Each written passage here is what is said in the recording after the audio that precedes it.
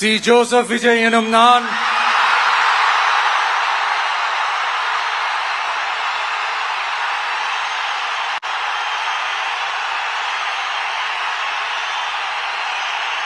சட்டப்படி அமைக்கப்பெற்ற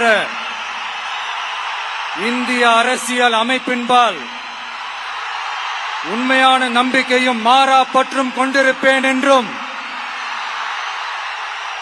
இந்திய நாட்டின் ஒப்பில்லாத முழு முதல் ஆட்சியையும் ஒருமையையும் நிலைநிறுத்துவேன் என்றும் தமிழ்நாட்டு அரசின் முதலமைச்சராக உண்மையாகவும் உளச்சான்றின்படியும் என் கடமைகளை நிறைவேற்றுவேன் என்றும் அரசியல் அமைப்பிற்கும் சட்டத்திற்கும் இணங்க அச்சமும் ஒருதலை சார்பும் இன்றி விருப்பு வெறுப்பை விலக்கி பலதரப்பட்ட மக்கள் அனைவருக்கும் நேர்மையானதை செய்வேன் என்றும் ஆண்டவன் மீது ஆணையிட்டு உறுதிமொழிகிறேன்.